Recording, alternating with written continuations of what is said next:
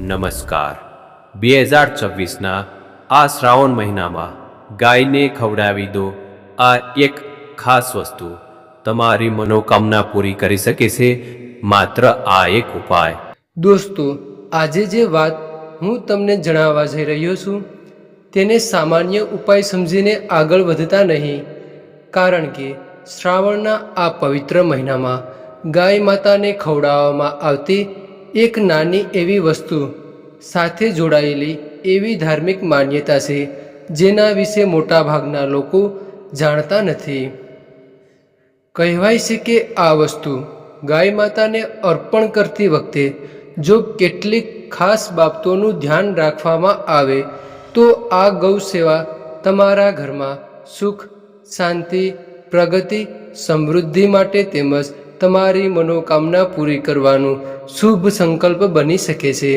પરંતુ અહીં સૌથી મોટું રહસ્ય એ છે કે વસ્તુ તો ખૂબ જ સામાન્ય છે, છતાં તેને ક્યારે આપવી, કેવી રીતે આપવી અને તેની સાથે કઈ ભૂલ જે બિલકુલ પણ કરવી ના જોઈએ, આ ત્રણ બાબતો આખા ઉપાયનું રહસ્ય માનવામાં આવે છે.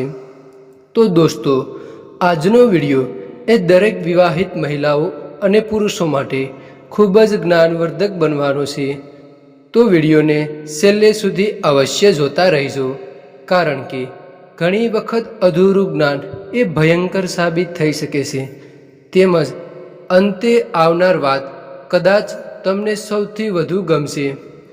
અને વિડીયોમાં અંતિમ ભાગમાં એટલે કે છેલ્લે હું તમને ગાય માતાને ખવડાવવાની એક ખાસ વસ્તુ તો જણાવીશ, પરંતુ સાથે એ પણ જણાવીશ કે રોટલી આપતી વખતે તેમાં શું ઉમેરવું, કઈ વસ્તુ ન આપવી અને ગાયને તાજું ખવડાવવું એ કેમ જરૂરી છે અને ગૌ સેવાનો સાચો અર્થ શું બની રહે છે. કારણ કે માત્ર કોઈ વસ્તુ ગાયને આપી દેવી એ ગૌસેવા નથી, તેની પાછળ રહેલી ભાવના અને ગાયની સલામતી પણ એટલી જ મહત્વપૂર્ણ બની રહે છે. તો આ વિડીયોમાં આપણે શરૂઆતથી અંત સુધી જાણીશું કે શ્રાવણમાં ગાય માતાને શું ખવડાવવાની એક રહસ્ય પરંપરા છે, કયા દિવસે અને કઈ રીતે ગૌસેવા કરવી અને ગાયને ખવડાવતી વખતે કઈ એક ભૂલથી ખાસ કરીને બચવું જોઈએ અને ગૌશાળામાં જઈને કઈ રીતે સેવા કરવી. અને સાથે જ જાણીશું એક ખૂબ મહત્વપૂર્ણ વાત, જેમાં 3 રાશિ મકર, મેષ અને ધન. તો આ મકર, મેષ અને ધન રાશિના જાતકો માટે શ્રાવણ 2024 વિશે જ્યોતિષી માન્યતાઓ શું કહે છે. દોસ્તો, તો શ્રાવણ દરમિયાન પિતૃસ્મરણ અને પિતૃતર્પણની પરંપરા પણ ઘણા પરિવારોમાં જોવા મળે છે. ખાસ તિથિ હોય ત્યારે પોતાની કુટુંબ પરંપરા અને જાણકાર પંડિતની સલાહ અનુસાર પિતૃઓનું સ્મરણ, તર્પણ અને દાન કરી શકાય છે. આ ઉપરાંત હનુમાનજી, શનિદેવ અને અન્ય દેવતાઓની ઉપાસના કરનારા ભક્તો પણ શ્રાવણમાં પોતાની પરંપરા અનુસાર પૂજા કરે છે. પરંતુ અહીં એક વાત સમજવી જરૂરી છે કે માત્ર કોઈ એક ઉપાય કરવાથી પિતૃદોષ, ગ્રહદોષ અથવા જીવનની દરેક સમસ્યા તરત જ સમાપ્ત થઈ જાય તેવી ખાતરી આપવી એ યોગ્ય નથી. પરંતુ ધાર્મિક ઉપાયો શ્રદ્ધા અને પરંપરાનો ભાગ છે, જ્યારે જીવનની સમસ્યાઓ માટે વ્યવહારુ પ્રયત્ન, યોગ્ય નિર્ણય અને જવાબદારી પણ જરૂરી ગણાય છે. તો દોસ્તો, હવે આગળ એક એવા ઉપાયની વાત કરીએ જે શ્રાવણ દરમિયાન ઘણા લોકો એ ભક્તિપૂર્વક કરે છે. તો સાંજના સમયે પીપળાના વૃક્ષ પાસે દીવો પ્રગટાવવાની પરંપરા એક કેટલીક ધાર્મિક માન્યતાઓમાં ખૂબ શુભ માનવામાં આવે છે. કેટલાક લોકો લોટનો દીવો બનાવી તેમાં સરસવનું તેલ અને રૂની વાટ મૂકે છે અને પોતાની શ્રદ્ધા અનુસાર દીવો પ્રગટાવી ભગવાનને પ્રાર્થના કરે છે. જ્યારે કેટલાક પરિવારો તેમાં લવિંગ જેવી વસ્તુ પણ અર્પણ કરે છે. અહીં પણ સૌથી મહત્ત્વની વાત છે કે દીવો એ સલામત જગ્યાએ જ પ્રગટાવવો, વૃક્ષને કોઈ પણ નુકસાન ન થાય તેનું ધ્યાન રાખવું અને અગ્નિ પ્રત્યે સંપૂર્ણ સાવચેતી રાખવું. હવે મનમાં આપણી મનોકામના તેમજ ઈચ્છા રાખીને પ્રાર્થના કરવી એ ભક્તિનો વિષય છે, પરંતુ ચોક્કસ દિવસોમાં ઈચ્છા પૂર્ણ થઈ જાય એવી ગેરંટી તરીકે નહીં, પરંતુ શ્રદ્ધા અને સકારાત્મક સંકલ્પ અને વિશ્વાસ સાથે સમજવું વધુ યોગ્ય છે. તો શ્રાવણમાં ભગવાન શિવની પૂજા સાથે ગૌસેવાનું પણ વિશેષ મહત્ત્વ માનવામાં આવે છે. તો ભારતીય પરંપરામાં ગાય માતાને માતા સમાન સન્માન આપવામાં આવે છે અને ગાયની સેવામાં તેને ચારો આપવો, પાણી પીવડાવવું, પ્રેમથી ખવડાવવું એ ખૂબ જ મોટું પુણ્યકર્મ તરીકે જોવા મળે છે. ઘણા ધાર્મિક ગ્રંથો અને લોક પરંપરાઓમાં ગૌસેવાની મહિમા વર્ણવવામાં આવી છે. એટલા માટે શ્રાવણ દરમિયાન જો તમે તમારી ક્ષમતા અનુસાર ગાયને લીલો ચારો, તાજી રોટલી, ગોળ અથવા યોગ્ય આહાર આપો તો તે એક સુંદર અને મોટું પુણ્ય અથવા સેવા બની શકે છે. અહીં એક વાત ખાસ યાદ રાખજો, ગાયને જે પણ ખવડાવો તે સ્વચ્છ અને તેના માટે યોગ્ય હોવું જોઈએ. પ્લાસ્ટિકમાં લેપેટેલું ખાવાનું અથવા સડેલું ખોરાક અથવા ગાય માટે નુકસાનકારક વસ્તુ ક્યારેય પણ આપવી ના જોઈએ, કારણ કે ગૌસેવાનો સાચો અર્થ માત્ર કોઈ વસ્તુ ખવડાવવાનો નથી, પરંતુ એક જીવની સેવા અને સંભાળ રાખવી છે. અને શ્રાવણ મહિનામાં તેના પવિત્ર દિવસોમાં ઘણા લોકો ગંગાજળથી સ્નાન કરવાની પરંપરા રાખે છે. જો તીર્થ સ્થળે જઈને પવિત્ર નદીમાં સ્નાન કરવું શક્ય ન હોય તો ઘરે સ્નાન કરતી વખતે થોડું ગંગાજળ પાણીમાં ભેળવવાની ધાર્મિક પરંપરા જોવા મળે છે. ત્યારબાદ ઘરના પૂજા સ્થળને સ્વચ્છ કરીને ભગવાન શિવની આરાધના કરવામાં આવે છે. પોતાની શ્રદ્ધા મુજબ જળાભિષેક, બિલ્વપત્ર અર્પણ અને મહામૃત્યુંજય મંત્ર અથવા પંચાક્ષર મંત્રનો જાપ કરવામાં આવે છે. શ્રાવણ મહિનામાં દાનનું મહત્ત્વ ખૂબ જ વિશેષ માનવામાં આવે છે. તેથી જરૂરિયાતમંદને અન્ન, વસ્ત્ર, ગોળ અથવા પોતાની ક્ષમતા પ્રમાણે જરૂરી વસ્તુ આપવી એ શુભ માનવામાં આવે છે. ખાસ કરીને દાન કરતી વખતે દેખાડો નહીં, પરંતુ નિસ્વાર્થ ભાવ રાખવો જોઈએ, કારણ કે સનાતન પરંપરામાં દાનનું મૂલ્ય વસ્તુ કરતાં દાતાની ભાવનાથી જોડાયેલું માનવામાં આવે છે. તો હવે આવીએ આજના સૌથી મહત્ત્વના રહસ્ય પર કે શ્રાવણમાં ગાય માતાને શું ખવડાવવું. દોસ્તો, પરંપરામાં ગાયને તાજી રોટલી સાથે ગોળ આપવાની માન્યતા ખૂબ પ્રચલિત છે અને રોટલી પર થોડું ઘી અથવા યોગ્ય પ્રમાણમાં ગોળ રાખીને ગાયને અર્પણ કરે છે. કેટલાક લોકો શ્રાવણ દરમિયાન લોટના નાના નાના ગોળા બનાવી પોતાની પરંપરા અનુસાર હળદરનો તેમાં સ્પર્શ કરીને ગાયને ખવડાવવાની માન્યતા પણ રાખે છે. પરંતુ યાદ રાખો, ગાય માટે ખોરાક સલામત હોવો જોઈએ અને હળદર, ગોળ કે અન્ય કોઈ વસ્તુ વધારે પ્રમાણમાં આપવી નહીં. ગાયને સ્વચ્છ પાણી અને પૌષ્ટિક ચારો આપવો પણ એટલો જ મહત્ત્વનો છે. જો શક્ય હોય તો ગૌશાળામાં જઈને ગાયોની સેવા કરવી, ચારો આપવો અથવા ગૌશાળાને જરૂરી વસ્તુઓ માટે સહાય કરવી તે શ્રાવણ મહિનામાં ખૂબ એક મોટી ઉત્તમ સેવા બની શકે છે. દોસ્તો, ગૌસેવા વિશેની સૌથી સુંદર વાત એ છે કે તે માત્ર ધાર્મિક ઉપાય નથી, પરંતુ દયા અને કરુણાનું કાર્ય પણ છે. ગાયને મારવી નહીં, ડરાવવી નહીં અને રસ્તા પર વાહનોથી બચાવવા માટે સાવચેતી રાખવી, પાણીની વ્યવસ્થા તેના માટે કરવી એ પણ ખૂબ જ પુણ્ય ગણાય છે. અને બીમાર અથવા ઘાયલ ગાય દેખાય તો શક્ય હોય ત્યાં સુધી ગૌશાળા અથવા પશુ ચિકિત્સકની મદદ લેવી. આ બધું સાચી ગૌસેવાનું ભાગરૂપે જોવા મળે છે. માત્ર શ્રાવણમાં નહીં પરંતુ આખું વર્ષ જોઈએ તો કોઈપણ જીવ પ્રત્યે દયા રાખવી એ સનાતન સંસ્કૃતિના મૂળ ભાવ સાથે જોડાયેલી વાત છે. ગાય જ્યાં પણ બેસે છે ત્યાં જગ્યા સ્વચ્છ રાખવી, તેને પ્લાસ્ટિક કે કચરો ન ખાવા દેવો અને તેની આસપાસ સ્વચ્છતા જાળવવી એ પણ ખૂબ જરૂરી છે.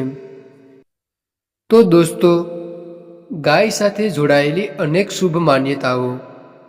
દાખલા તરીકે યાત્રા દરમિયાન જો ગાય પોતાના વાસરડાને પ્રેમથી ધવડાવતી જોવા મળે તો તેને શુભ સંકેત માનવામાં આવે છે. કેટલાક પ્રદેશોમાં ગાયનો અવાજ ચોક્કસ દિશામાં સંભળાવવો અથવા યાત્રા પહેલાં ગાય માતાનું દર્શન થવું એ પણ ખૂબ જ શુભ માનવામાં આવે છે. પરંતુ આ બાબતો લોકમાન્યતાઓ આધારિત છે. તે અંધશ્રદ્ધા તરીકે નહીં પરંતુ પરંપરાગત માન્યતા તરીકે સમજવી જોઈએ. જીવનમાં સફળતા માટે મહેનત, યોગ્ય આયોજન, સારા કર્મો પણ આવશ્યક ગણાય છે. તો દોસ્તો, હવે વાત આવે છે ગાયને રોટલી આપવાની. જો તમે ગાય માટે રોટલી બનાવો તો શક્ય હોય ત્યાં સુધી તાજી રોટલી જ આપો. વાસી, સડેલી અથવા ફૂગ લાગેલી રોટલી ગાયને ક્યારેય પણ આપવી ના જોઈએ. રોટલી સાથે થોડો ગોળ આપવાની પરંપરા હોય તો પણ ગાયની તબિયત અને યોગ્ય આહારનું ધ્યાન રાખવું જરૂરી છે. ગાયને એકસાથે ખૂબ વધારે મીઠું, મીઠાઈ અથવા માનવ ખોરાક આપવાનો યોગ્ય નથી. સાચી ગૌ સેવા એ છે કે જેમાં ગાયને આનંદ અને સ્વાસ્થ્ય મળે. હવે મિત્રો, જે વાત આપણે કરવા જઈ રહ્યા છીએ તે આ સમગ્ર કથાનો સૌથી રસપ્રદ ભાગ છે. કારણ કે શ્રાવણ 2024 દરમિયાન કેટલીક રાશિઓ માટે જ્યોતિષી રીતે શુભ પરિણામોની વાત કરવામાં આવી રહી છે. પરંતુ યાદ રાખજો કે રાશિફળ એ સામાન્ય જ્યોતિષી માન્યતા છે અને દરેક વ્યક્તિના જીવનના પરિણામો તેની સંપૂર્ણ જન્મકુંડળી, દશા અને વ્યક્તિગત પરિસ્થિતિ પર આધારિત માનવામાં આવે છે. હવે આપણે આગળ જોઈશું મકર રાશિ, મેષ રાશિ અને ધન રાશિના જાતકો માટે 2026 શ્રાવણ મહિનામાં કયા શુભ સંકેતોની વાત કરવામાં આવી રહી છે અને કઈ રીતે આ સમયને આધ્યાત્મિક રીતે સારો બનાવી શકાય અને ગાય માતાની સેવાનો સૌથી સરળ અને મહત્વપૂર્ણ ઉપાય કયો છે તે જોઈશું. તો તમે અત્યાર સુધી આ વાત ધ્યાનથી સાંભળી રહ્યા છો તો કોમેન્ટમાં હર હર મહાદેવ અથવા જય માતા લક્ષ્મી અવશ્ય લખજો. કારણ કે હવે આગળનો ભાગ આ સમગ્ર રહસ્યનો સૌથી મહત્વપૂર્ણ ભાગ છે.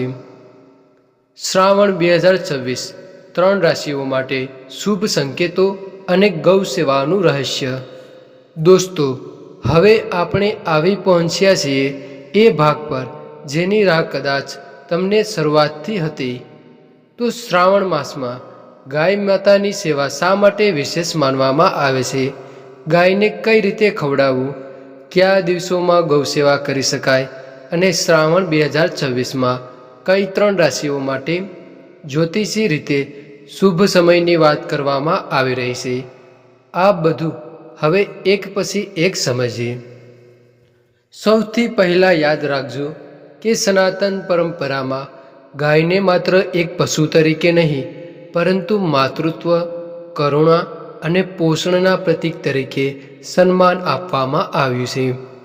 ગાયની સેવા એટલે માત્ર રોટલી આપવી નહીં પરંતુ તેને સ્વચ્છ પાણી, યોગ્ય ચારો, સુરક્ષિત જગ્યા અને પ્રેમ આપવો.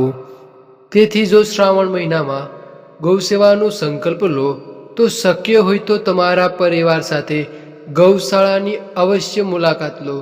તેને લીલો ચારો આપો, પાણીની વ્યવસ્થા કરો અને ગાયોની જરૂરિયાત મુજબ તેની સહાય કરો. આ સેવા કોઈ એક દિવસ સુધી મર્યાદિત રાખવાને બદલે નિયમિત રીતે કરવામાં આવે તો તેનું માનવી અને આધ્યાત્મિક બંને રીતે વિશેષ મહત્વ છે. તો દોસ્તો, પરંપરાગત જ્યોતિષમાં ગાયને કેટલાક ગ્રહો અને ધાર્મિક પ્રતીકો સાથે પણ જોડવામાં આવે છે. ખાસ કરીને ગુરુ સાથે ગૌસેવાનો સંબંધ દર્શાવતી માન્યતાઓ જોવા મળે છે. પિતૃદોષ અથવા ગ્રહદોષ માટે ગાયને રોટલી, ગોળ અને ચારો આપવાની પરંપરા પણ ઘણી જગ્યાએ જોવા મળે છે.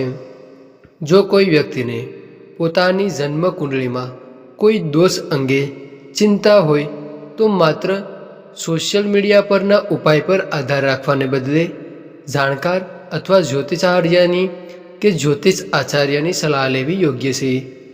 ગાયને ખવડાવવું એ સદકર્મ અને સેવા તરીકે કરી શકાય, પરંતુ કોઈ પણ ગ્રહ દોષ તરત જ સમાપ્ત થઈ જાય તેવી ખાતરી આપવી એ યોગ્ય નથી.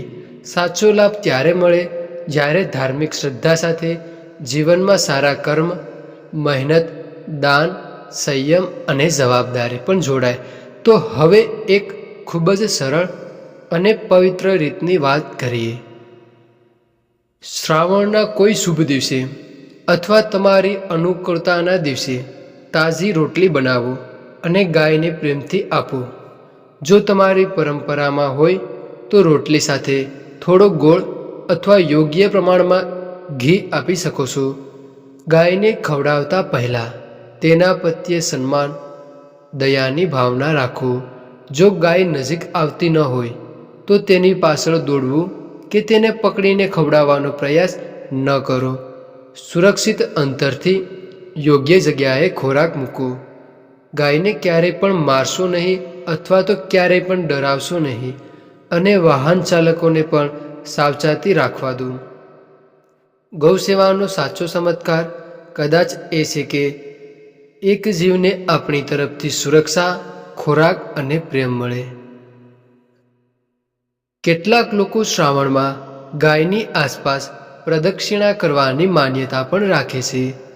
જો ગૌશાળા અથવા સુરક્ષિત સ્થળે ગાય શાંતિથી ઊભી હોય અને વ્યવસ્થા અનુકૂળ હોય તો પોતાની ધાર્મિક પરંપરા મુજબ તેની પ્રદક્ષિણા કરી શકાય, પરંતુ ગાયને ભયભીત કે અસ્વસ્થ કરવી નહીં. ગાયને તકલીફ થાય તો પ્રદક્ષિણા કરતી તેની સેવા વધારે મહત્ત્વની છે. આ જ રીતે ગાયને હળદર, ગોળ, ઘી અથવા અન્ય વસ્તુ અર્પણ કરવાની પરંપરા હોય તો પણ પ્રમાણ અને સલામતીનું ધ્યાન રાખવું જરૂરી છે. ગાય માટે યોગ્ય ચારો અને પાણી સૌથી મૂળભૂત જરૂરિયાત છે. તો દોસ્તો, હવે આવીએ શ્રાવણ 2026 સાથે જોડાયેલી આ 3 ભાગ્યશાળી રાશિઓની વાત પર. તો પહેલી રાશિ મકર રાશિ.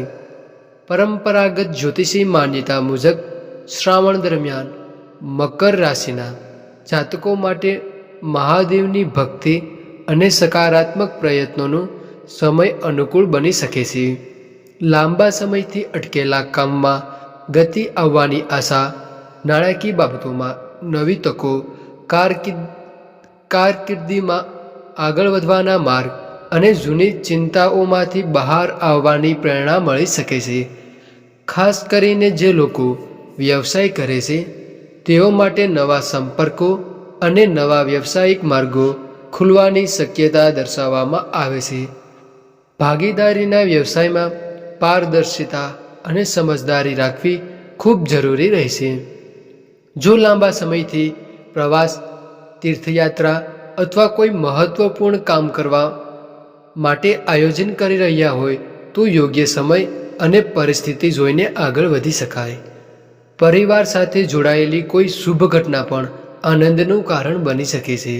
વાહન ખરીદવાનું સપનું હોય, નોકરીમાં બદલાવનો વિચાર હોય અથવા તો કોઈ જૂનું કાર્ય પૂરું કરવાનું હોય તો આ સમય દરમિયાન આયોજનપૂર્વક પ્રયત્ન કરવો એ ખૂબ લાભદાયક બની શકે છે. અહીં સૌથી મહત્ત્વની વાત એ છે કે રાશિ તમને તક બતાવે છે, પરંતુ સફળતા મેળવવા માટે નિર્ણય અને મહેનત તમારે કરવી પડશે. બીજી રાશિ મેષ રાશિ. તો મેષ રાશિના જાતકો માટે શ્રાવણનો સમય ભગવાન શિવની આરાધના, આત્મવિશ્વાસ અને કર્મ ક્ષેત્રમાં નવી શરૂઆત માટે પ્રેરણાદાયક બની શકે છે. જ્યોતિષી માન્યતા અનુસાર ભાગ્ય અને કર્મ સાથે જોડાયેલા ક્ષેત્રોમાં સકારાત્મક ગતિ જોવા મળી શકે છે. નોકરી કરતા લોકોની નવી જવાબદારી, પ્રમોશન અથવા કામમાં પોતાની ક્ષમતા સાબિત કરવાની તક મળી શકે છે. જ્યારે વ્યવસાય કરતા લોકો માટે નવા ગ્રાહકો અથવા નવા વ્યાવસાયિક સંબંધો બનવાની શક્યતા રહે છે. આ સમય દરમિયાન પૈસા મળવાની તક દેખાય તો પણ ખર્ચ અને બચતનું સંતુલન જાળવવું જરૂર છે. જો દેવું હોય તો તેને વ્યવસ્થિત રીતે ઘટાડવાની યોજના પણ બનાવવી વધુ યોગ્ય રહેશે. ભગવાન શિવની ઉપાસના સાથે નિયમિત મહેનત, શિસ્ત અને યોગ્ય નાણાકીય આયોજન કરશો તો શ્રાવણનો સમય તમારા માટે વધુ સારો બની શકે છે. અને સંબંધોમાં પણ ગુસ્સા કરતાં જવાબદારી રાખશો તો પરિવાર અને તમારું જીવનસાથી સાથે સુમેળ વધશે. હવે આગળ નંબર 3, ધન રાશિ. ધન રાશિના જાતકો માટે શ્રાવણ 2024નો સમય નાણાકીય આયોજન, કારકિર્દી અને આધ્યાત્મિક વિકાસની દ્રષ્ટિએ અનુકૂળ બની શકે એવી જ્યોતિષી માન્યતા છે. આવક વધારવાની નવી તક મળી શકે છે. નોકરી શોધી રહેલા લોકોને નવા વિકલ્પો મળી શકે છે અને પહેલાંથી જ નોકરી કરતા લોકો પોતાના કામમાં નવી જવાબદારી અથવા પ્રશંસા મેળવી શકે છે. અને વિદ્યાર્થીઓ માટે અભ્યાસમાં એકાગ્રતા વધારવાનો અને સ્પર્ધાત્મક પરીક્ષાની તૈયારીમાં વધુ નિયમિતતા લાવવાનો સમય બની શકે છે. વ્યવસાય કરતા લોકો માટે નવા પ્રોજેક્ટ અથવા વિસ્તરણની તક મળી શકે છે. પરંતુ જો કોઈ પણ મોટું રોકાણ કરતાં પહેલાં સંપૂર્ણ તપાસ અને યોગ્ય સલાહ લેવી જરૂરી છે. પરિવાર સાથે પ્રવાસ અથવા ધાર્મિક યાત્રાની યોજના બની શકે છે અને આધ્યાત્મિક પ્રવૃત્તિ તરફ મન વધુ ખેંચાઈ શકે છે. જો કોઈ કાનૂની અથવા જૂની સમસ્યા ચાલી રહી હોય તો યોગ્ય કાનૂની સલાહ લઈને આગળ વધવું જોઈએ અને માત્ર રાશિફળ પર આધાર રાખવો જોઈએ નહીં. તો દોસ્તો, આ ત્રણેય રાશિઓ માટે સૌથી મોટો સંદેશ એ જ છે, શ્રાવણને માત્ર પૈસા મેળવવાનો સમય ન બનાવો, પરંતુ પોતાને અંદરથી મજબૂત બનાવવાનો સમય બનાવો. વહેલી સવારે ભગવાન શિવનું સ્મરણ કરો, શક્ય હોય તો જળાભિષેક કરો, બિલ્વપત્ર અર્પણ કરો, ઓમ નમઃ શિવાયનો જાપ કરો અને તમારી ક્ષમતા અનુસાર દાન અથવા સેવા કરો. ગાયની તાજી રોટલી, યોગ્ય ચારો અને સ્વચ્છ પાણી આપો. જરૂરિયાતમંદ વ્યક્તિને અન્ન આપો અને ઘરમાં વડીલોનું સન્માન કરો. કોઈ ભૂખ્યા જીવને ખવડાવો, કારણ કે ભક્તિ છે પરંતુ દયા નથી, પૂજા છે પરંતુ સેવા નથી અને ભક્તિનો સાચો ભાવ અધૂરો રહી જાય છે. તો આગળ હવે વિડીયોનો અંત કરતા હવે જે કોઈ મિત્રો આ વિડીયો વિશે કંઈ કહેવા માગતા હો તો વિડીયોની કોમેન્ટ બોક્સમાં પોતાનું મંતવ્ય અવશ્ય જણાવતા જજો. તો તમામ મિત્રો મનમાં પોતાની કુળદેવી માતાનું નામ સ્મરણ કરી અને જો તમને સારું લાગે તો વિડીયોની કોમેન્ટ બોક્સમાં પોતાની કુળદેવી માતાનું નામ અવશ્ય લખતા જજો. તો ચાલો યુટ્યુબ દોસ્તો, જો તમે આ ચેનલ પર નવા હોય અને આવા જ ધાર્મિક વિડીયો તમે જોવા માગતા હો તો ચેનલને સબસ્ક્રાઈબ કરી દેજો, એટલે આપણે આવા જ ધાર્મિક વિડીયો સાથે વારંવાર મળી શકીએ. તો તમામ મિત્રો અને તમામ મિત્રોના પરિવાર હંમેશા ખુશીથી જીવન વિતાવે એવી ભગવાન સાથે અમારી પ્રાર્થના છે. તો હવે નવા વિડીયો સાથે પાછા મળશું. તો તમામ મિત્રોને જય શ્રી કૃષ્ણ. હર હર મહાદેવ.